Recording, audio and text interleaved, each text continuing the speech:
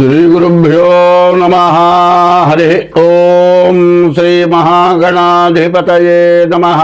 శ్రీ మహాసరస్వత్యై నమః. హరి ఓం. యక్కర్తా జగతాం భర్తా సంహర్తా మహసాం నిధి ప్రణమామి తమాదిత్యం బహిరంతస్తమోపకం భవత్యశ్వని నక్షత్రమస్వి దస్రస్తురంగమః ఆద్యస్తురంగస్తురగ అశ్వో వాజో హయో హరి. 2025 ఫిబ్రవరి నెల 6వ రాశి కన్యారాశి. కన్యామిథున రాశులకు బుధుడు అధిపతి. ఈ రాశికి గురువు శుక్రుడు బాగున్నాడు, గురువు కుజుడు బాగున్నాడు. గురువు వల్ల విద్య, ఉద్యోగం, వ్యాపారం, విదేశీయానం పనికొస్తుంది. కుజుడు వల్ల ఇల్లు కానీ భూములు కానీ కొనుక్కుంటానే బాగుంటుంది. ఇంతకుముందు ఏదైనా వ్యాధులున్నా వ్యాధులు నిర్మూలన అయిపోయి బాగుంటానికి బాగుంది. అయితే 8 గ్రహాల్లో 6 గ్రహాలు బాగాలేవు, 2 గ్రహాలే బాగున్నాయి. కాబట్టి ఇది కూడా కాస్త బాగా కష్టమైనటువంటి రాశి అని చెప్పాలి. అయితే ముఖ్యంగా చెప్పాల్సింది ఏంటంటే, కొన్ని రాశుల్లో గురువు, కుజుడు, శని ఈ 3 గ్రహాల్లో ఏ ఒక్క గ్రహం బాగుండకపోయినా మిగతా 7 గ్రహాలు బాగున్నా కూడా నష్టమే జరుగుతుంది. అదే గురువు, కుజుడు, శని మూడింట్లో ఏ 2 గ్రహాలు బాగుండకపోయినా మిగతా 6 గ్రహాలు బాగున్నా నష్టమే. ఇప్పుడు ఇక్కడ వచ్చిన పరిస్థితి ఏమిటాయంటే, ఈ రాశుల్లో మరి ముఖ్యంగా మనం చెప్పాలి అంటే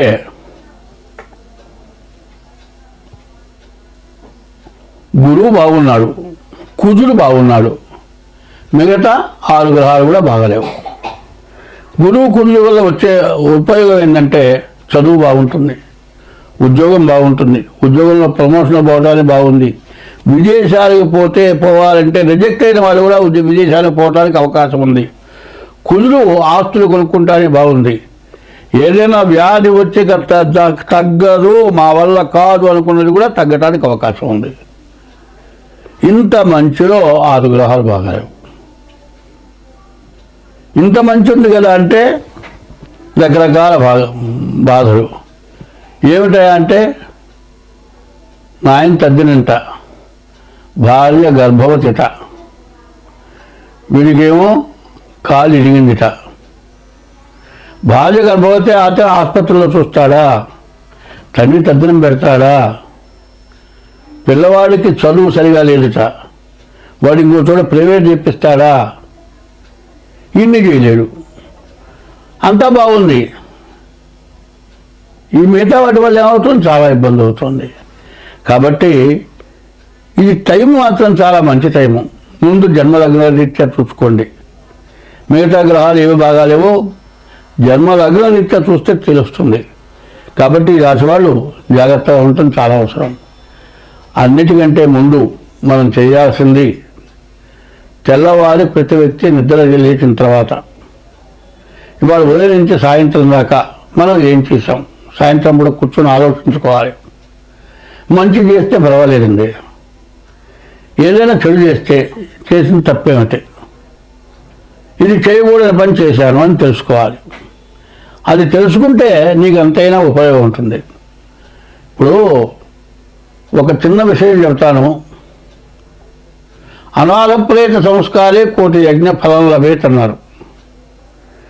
దిక్కులేని వాడు రోడ్డు మీద చచ్చిపోయినాడండి, వాడిని తీసుకెళ్ళి మట్టి చేస్తే కోటి యజ్ఞాలు చేసిన ఫలితం ఉంది అన్నారు.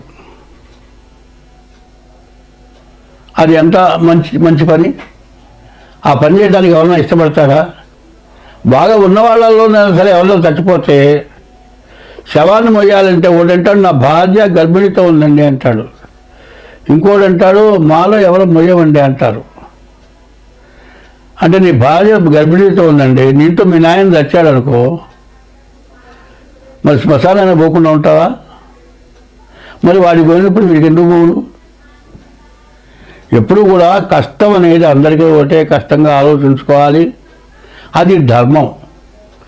ధర్మో రక్షతి రక్షిత అని. నీవు ధర్మాన్ని నువ్వు రక్షిస్తే నా ధర్మం రక్షిస్తుంది.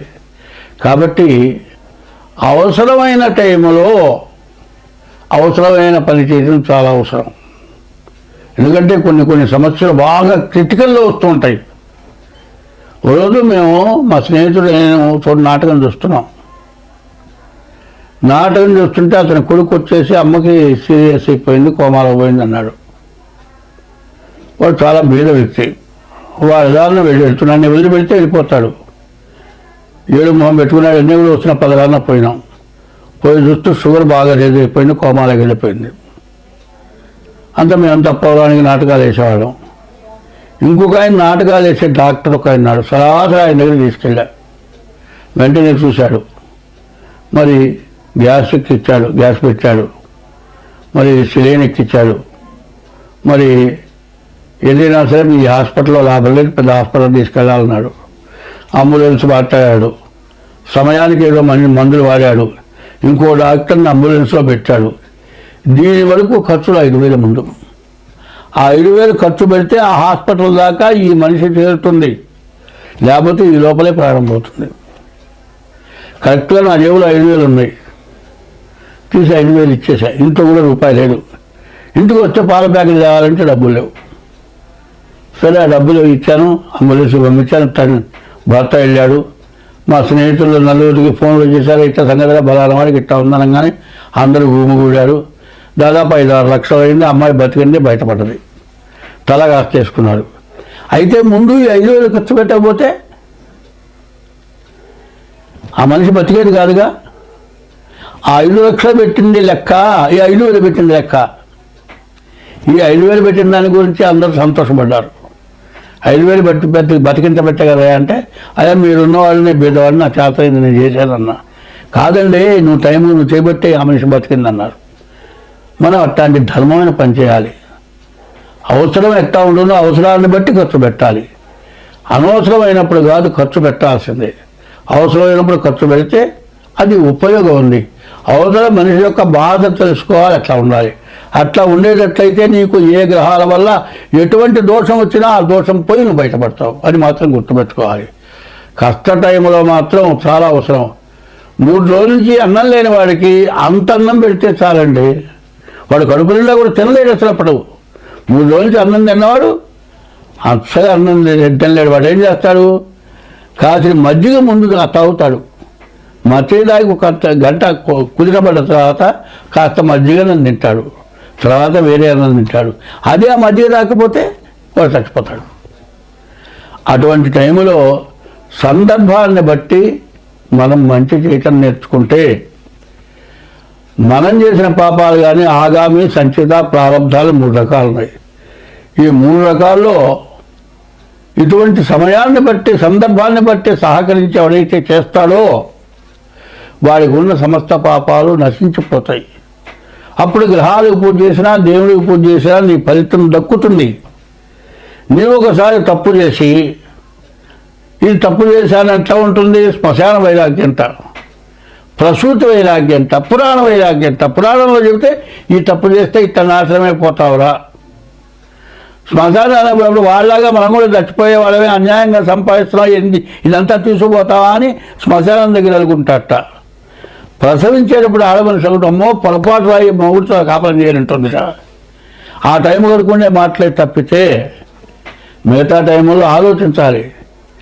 ఏమండి, మా జాతకం చెప్పమంటే పురాణం చదువుతున్నాడని కాదు, మీరు చూడాల్సింది ఏది మంచి చేస్తే మీరు బాగుపడతారు, ఏ రకంగా ఉంటే మీరు ప్రవర్తిస్తే బాగుపడతారు అనేదాన్ని ప్రత్యేకించి చెబుతూ ఉన్నాను. స్వస్తి. ప్రథమంగా మనం చెప్పుకోవాల్సింది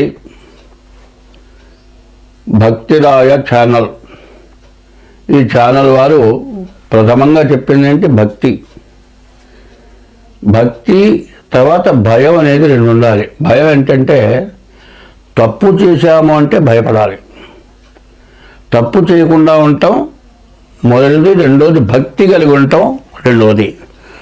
మొదటిది భయం కలిగి ఉండాలి. ఏదైనా ఇచ్చేస్తామో మనకేం జరుగుతుందో అనేటువంటి భయం ఉంటే దాని ద్వారా ఎప్పుడైనా పొరపాటు జరిగితే, తప్పు జరిగితే భగవంతుడు అనేవాడు ఉన్నాడు, వాడు శిక్షిస్తాడు. కాబట్టి భక్తి కలిగి ఉంటాం. ఇది ప్రథమంగా భక్తి రాయ ఛానల్ యొక్క స్వభావం ఇది.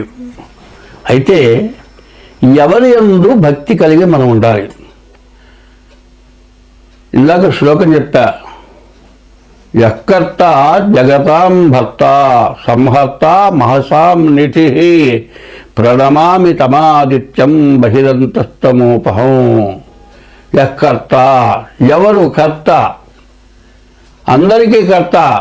భార్యకి భర్త కర్త, భర్తకి యజమాని కర్త, యజమానికి భర్త లోబడతాడు, భర్తకి భార్య లోబడుతుంది. ఒకళ్ళ యందు ఒకళ్ళు కృతజ్ఞతాభావంతో ఉంటేనే జీవనం జరుగుతుంది. వీళ్ళందరికీ యఃకర్త, ఎవరా కర్త?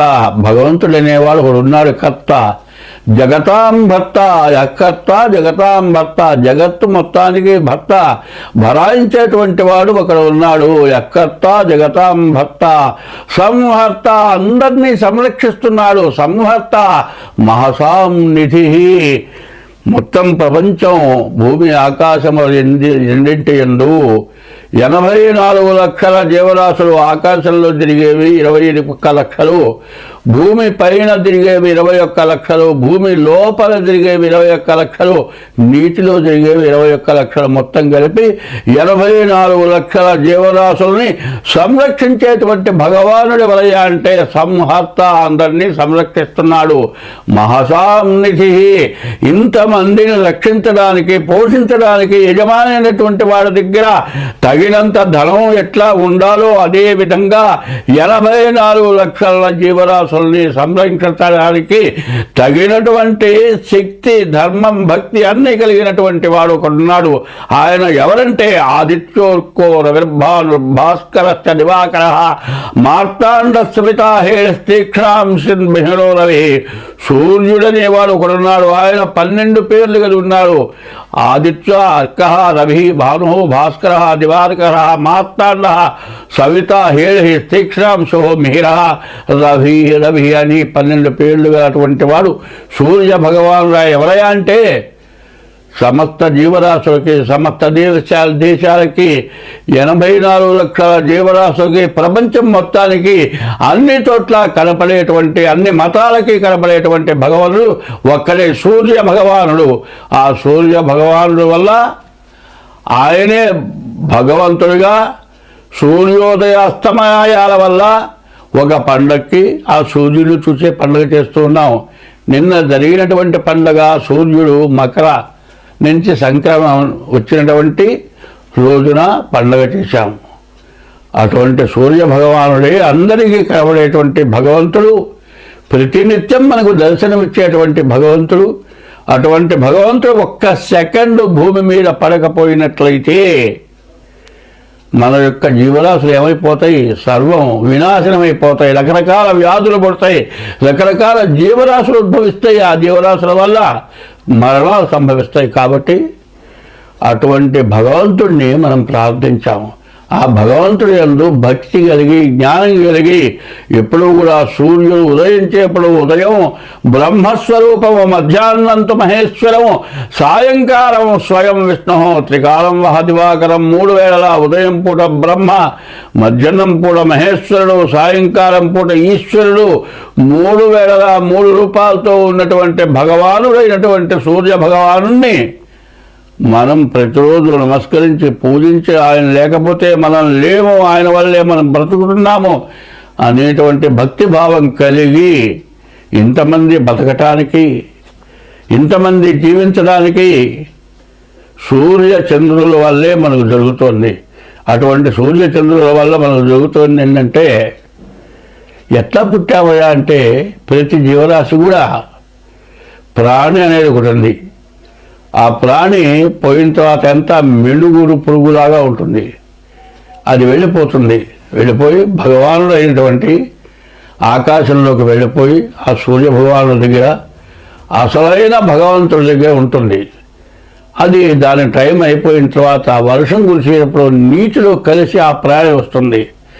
ఆ ప్రాణి నీటిలో కలిసి భూమి మీద పడుతుంది. ఆ భూమిలోకి వచ్చేప్పటికి ఆ నీళ్లలో నుంచి భూమి యందు పుడుతుంది. భూమి యందు పుట్టినటువంటి నీటితో కలిసినటువంటి ప్రాణాన్ని, నీళ్లు లేకపోతే బ్రతకలేం కాబట్టి ఆ నీళ్లు ఎవరైతే తాగుతారో వారి యందు గర్భధారణ జరిగి జన్మనిస్తున్నారు. చెట్లు కావచ్చు, పక్షులు కావచ్చు, మనుషులు కావచ్చు, రకరకాల జీవరాశులంతా కూడా ఈ ప్రాణి వల్ల ఉద్భవిస్తున్నాయి. ఈ ప్రాణి ఉద్భవించడానికి భూమి తల్లి, అందరినీ మించిన తల్లి భూమి, అందరికీ తండ్రి సూర్య భగవానుడు. ఈ తల్లిదండ్రులు మానవులకి జన్మనిచ్చింది తల్లి. అట్లాగే ఈ మానవులందరికీ జన్మనిచ్చిన తల్లి భూమి. అందరినీ పోషిస్తున్నవాడు భర్త, అనగా పోషణకర్త సూర్య భగవానుడు. అటువంటి భూమి అయినటువంటి తల్లికి అందరినీ సంరక్షించేటువంటి సూర్య భగవానుడు ఎటువంటి వాడు? ఒక సూర్యుండు సమస్త జీవులకు తానొక్కొక్కడైతో చుపోలికయే దేముడు సర్వకాలమ మహాలీలం నిజోత్పన్న జన్యకతంబంబుల హృత్సరోహుడు హమలన్ నానా విధానమున రూపకుడై ఒప్పుతుండు అట్టి హరినే ప్రార్థింతు సిద్ధుండనయ్యని భాగవతంలో ఈ పద్యం చెప్పబడింది. ఒక సూర్యుండు సమస్త జీవులకు తానొక్కొక్కడై తోచుపోలిక ఏ దేముడు సర్వకాలము మహాలీలన్ జగత్పన్న నిజోత్పన్న. ఇటువంటి భగవంతుడు ఎవరైతే ఉన్నారో ఆ భగవంతుడికి నమస్కారం చేస్తున్నాను అని పోతన గారు చెప్పినటువంటి పద్యం ఇది. అట్లాగే ఈ సూర్యుడిని మనం ప్రార్థించాలి. ప్రతిరోజు కూడా సూర్యోదయానికి ముందు లేచి బ్రహ్మ ముహూర్తంలో సూర్య భగవాన్ని ప్రార్థించడం. ఇప్పుడు ఈ భక్తిరాయ టీవీ పెట్టినటువంటి దాని గురించి ఇది ప్రత్యేకతగా. భక్తి అనేది ప్రధానం. భక్తికి మూలం ఏమిటాయంటే సాధన. సాధన ఏమిటాయంటే మన జన్మలో ఎప్పుడూ ఎటువంటి పొరపాటు జరగకుండా ఉండటమే సాధన. ఆ సాధన ద్వారా భక్తి కలిగితే జీవుడు మళ్ళీ పునర్జన్మ అంటూ ఉంటుంది కాబట్టి ఉత్తమమైన జన్మ కలిగి మానవుడు బతుకుతాడు. కాబట్టి ఇది భక్తి ఛానల్లో భక్తికి ప్రధానమైన విషయం తండ్రి సూర్యుడు, తల్లి భూదేవత. వీరిద్దరిని మనం ముందు ప్రార్థించాము. ఈ సూర్య భగవానుడే 12 రాసుల యందు ఉంటున్నాడు. ఈ 12 రాసులకి 27 నక్షత్రాలు, 27 నక్షత్రాలకి 4 పాదాలు చొప్పున 108 పాదాలు. 108 పాదాలని 12 చేత భాగిస్తే 9 చేత భాగిస్తే 12 రాసులు వస్తున్నాయి. సరిగ్గా చెప్పాలంటే మేషం దగ్గర నుంచి మీనం వరకు రాసులు చెబుతున్నాము.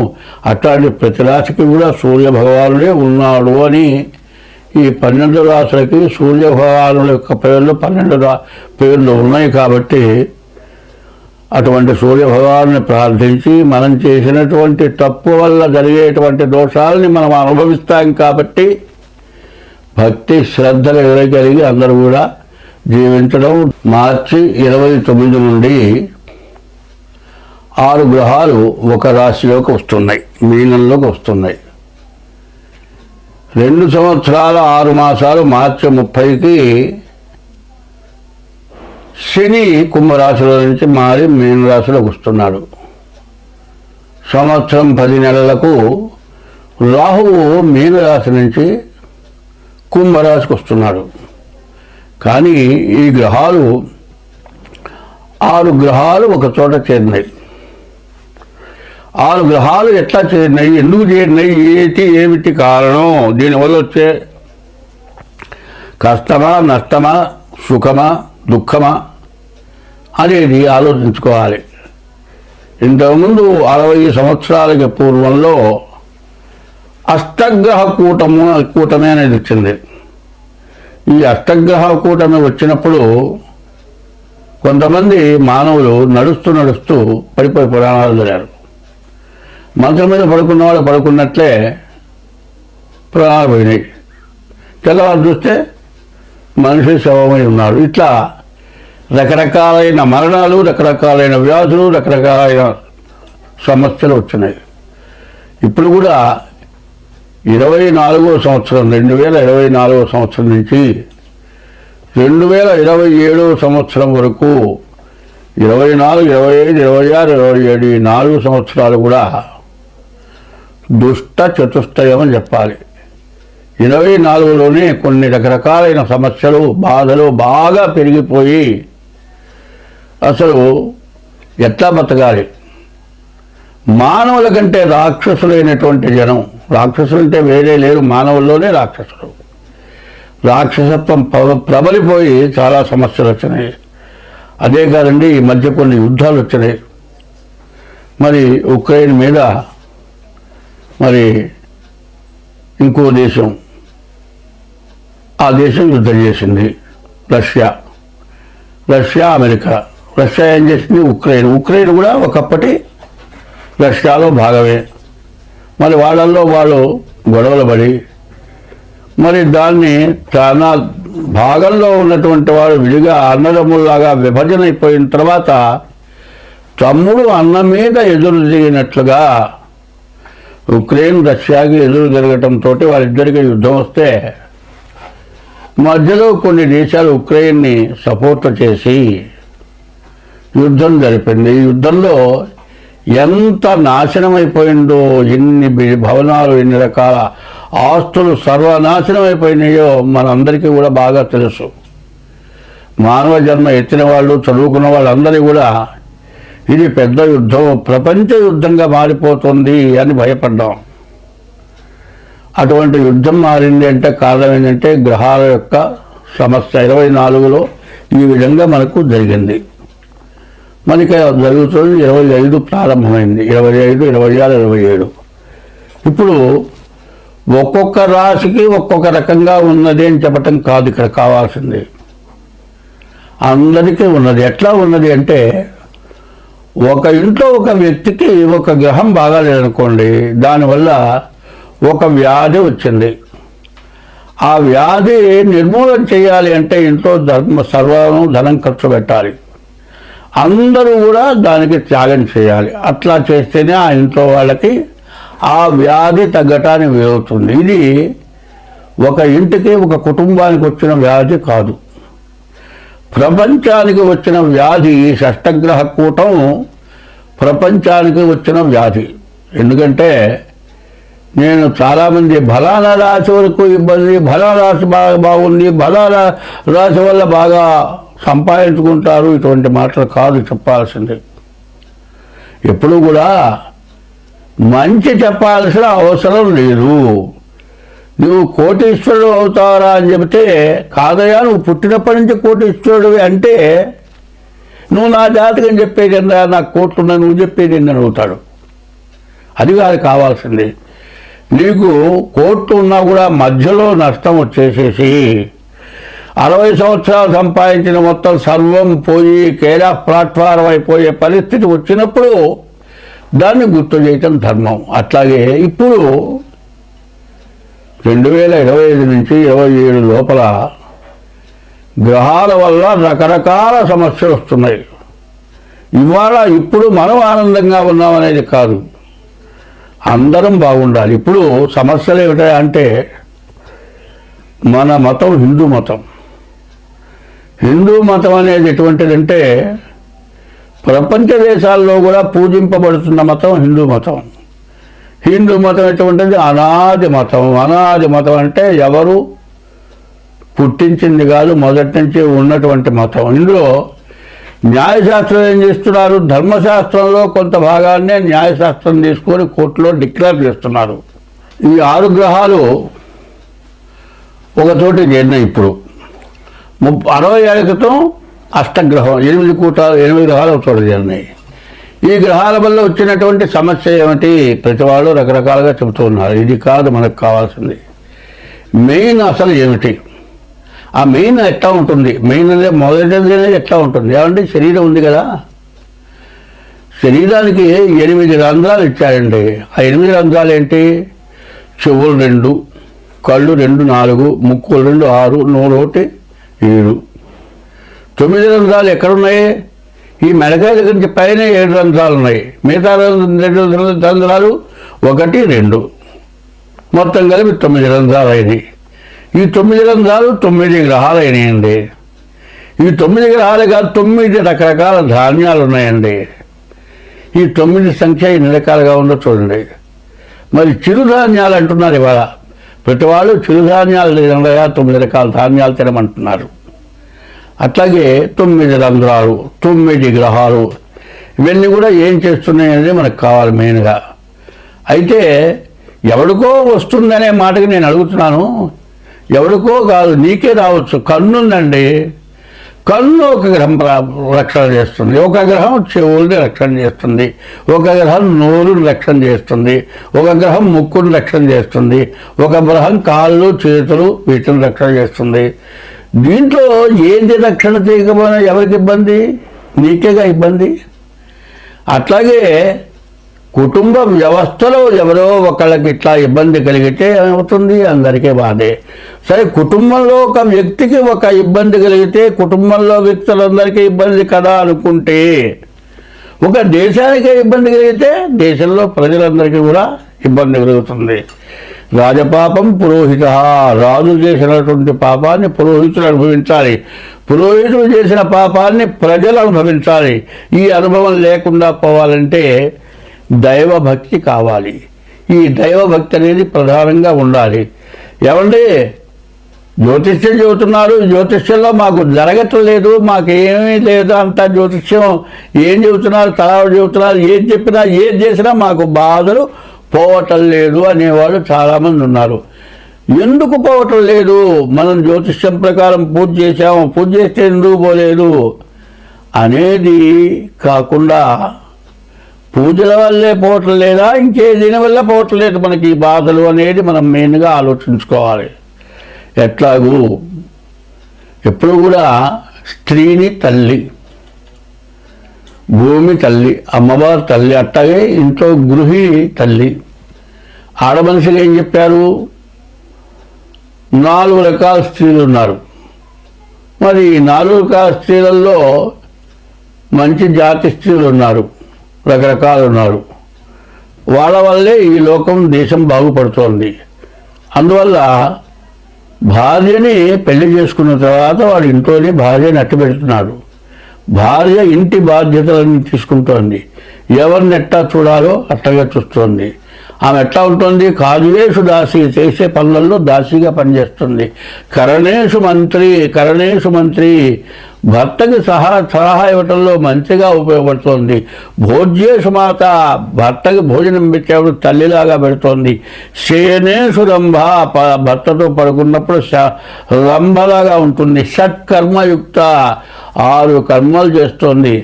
కులధర్మపత్ని అన్నారు. భర్త అంటే భరాయించేవాడు, భార్య అంటే భాగాన్ని పంచుకుండేది. ఈ 2 భూమి ఆకాశం. సూర్యుడు భూమి తల్లి, సూర్య భగవానుడు తండ్రి. వాళ్ళెట్టాగో మనం భూలోకంలో కూడా భార్య భర్త సూర్యుడు, భార్య భూమి. భూమి ఏం చేస్తుంది? భూమిలోంచి నీళ్ళు వస్తున్నాయి, నవధాన్యాలు పండుతున్నాయి, మరి సముద్రంలో ఉప్పు నీళ్ళు వస్తున్నాయి, మరి నదిలోనే మంచినీళ్ళు వస్తున్నాయి. ఇవి కాక విషవాయువులు వస్తున్నాయి, ఆయిల్స్ వస్తున్నాయి. మరి మంచినీళ్ళు వస్తున్నాయి తాగుదాం కదా అని మంచినీళ్ళు తాగాలి, బావిలో నుంచి ఆయిల్ వస్తుంది కదా, అది తాగితే బతుకుతావా? బతకం కదా. ఏది తినాలో అది తినాలి, ఏది తాగాలో అది తాగాలి. అది కూడా ఎక్కడి నుంచి వస్తుంది? అంతా భూమి నుంచే ఉద్భవిస్తుంది. అట్లాగే స్త్రీ వల్లే అన్నీ ఉద్భవిస్తున్నాయి.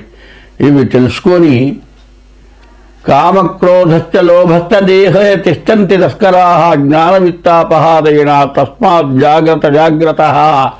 కామం క్రోధము, ఈ కామం క్రోధం రెండింటి వల్లే దేశమంతా సర్వనాశనమైపోతుంది. కామం అనేది చాలా తక్కువ.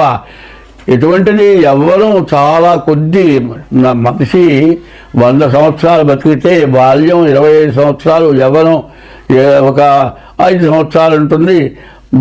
కౌమారం వార్ధక్యం అంటే 100 సంవత్సరాలు ఇచ్చాడు. 100 సంవత్సరాల వయస్సులో సరిగ్గా యవ్వనం అనేది పూర్తిగా 10 సంవత్సరాలు ఉందని చెప్పడానికి ఇప్పుడు లేదు.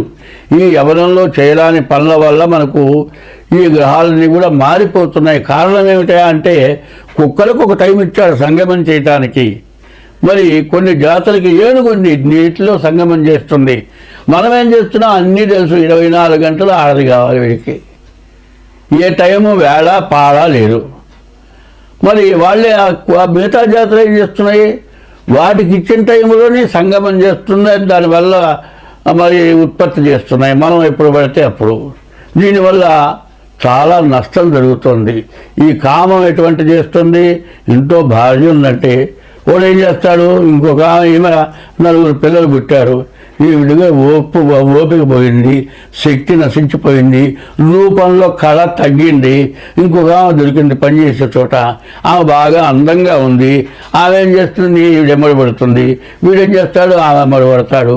చివరికి ఏమవుతుంది? ఇంట్లో భార్యకో ఎవరికో తెలుస్తుంది, ఆమె తగాదా పెట్టుకుంటుంది. వీడేం చేస్తాడు? నువ్వు అక్కడ వెళ్ళిపో, నువ్వు ఉంటే ఉండు, పోతే పో అంటాడు. తల్లిదండ్రులు చేస్తారు, ఈ పిల్లల్ని తీసుకెళ్తారు, కోర్టులో వేస్తారు. మరి వీడి తల్లిదండ్రులని వీడిని మొత్తాన్ని పోలీస్ స్టేషన్లో పెడతారు, కేసు అవుతుంది. సరే ఎట్టా డైవర్స్ తీసుకుంటారు, బాగానే ఉందండి.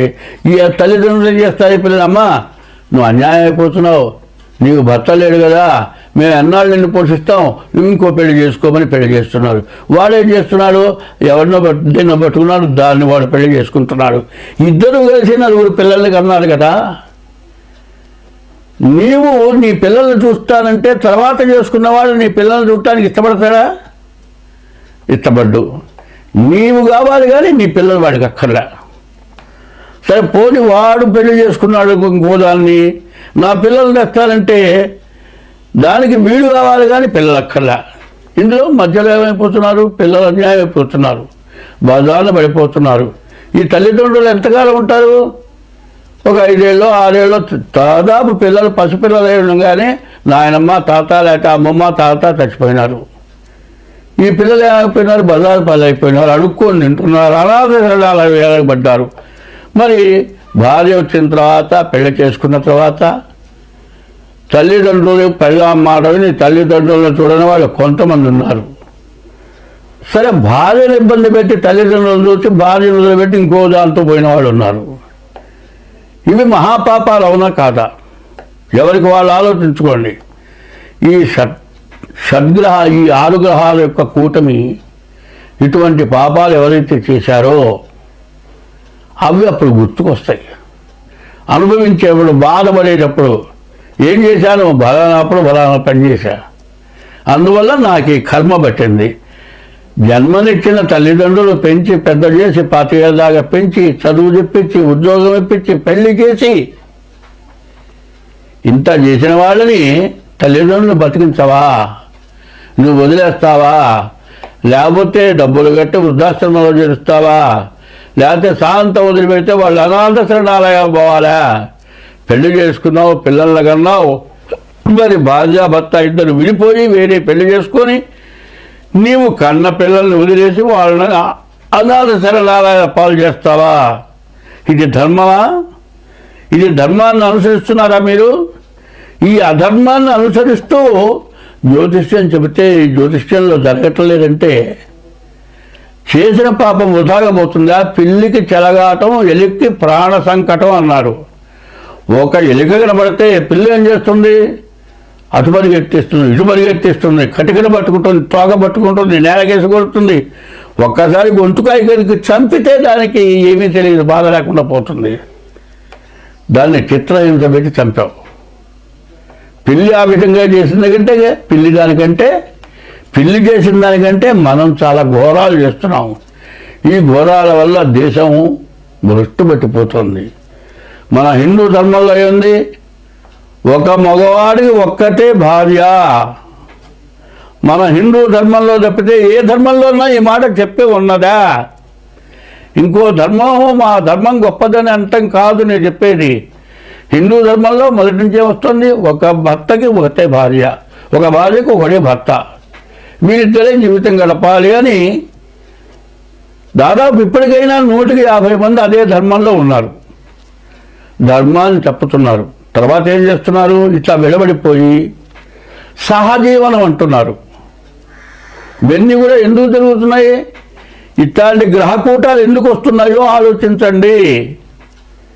ఇప్పుడు చాలామంది ఏం చేస్తున్నారు? ఈ రాశి వాళ్ళు నిన్నదాకా కుంభరాశి బాగాలేదు, కుంభరాశి నుంచి శని మీన రాశికి వచ్చాడు బాగుంటుందని చెప్పేవాళ్ళు కుంభరాశిలో ఉన్నటువంటి మీనరాశిలో ఉన్నటువంటి రాహువు కుంభరాశికి వస్తున్నాడు.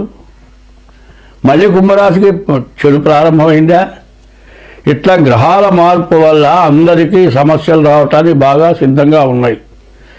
ఈ సిద్ధంగా ఉన్నటువంటి సమయాల్లో ఎవరు చేసిన తప్పు వాడు దిద్దుకోవాలి. ఈ దిద్దుకోవటం అనేది చాలా అవసరం. ఈ దిద్దుకోవటం అనేది ఎట్లా ఉన్నది అంటే, పురుషుడు 10 మందితో తిరగచ్చు, భార్య మాత్రం ఇంట్లోనే ఉండాలి. ఏమంటారు, మగవాడు వాడు తిరుగుతాడే, నీకే నువ్వు కూర్చో అట్లా అత్తగారు అంటుంది. ఇటువంటి సమస్యలు లేకుండా అందరం బాగుండాలి, ఈ షడ్గ్రహ కూటమి నుంచి మనం బయటపడాలి అనేది బాగా గుర్తుపెట్టుకోండి. ఇటువంటి పొరపాట్లు ఉన్నప్పుడు దానికి తగినటువంటి దోషం ఏంటో ముందు జాతకం చూపించుకోండి.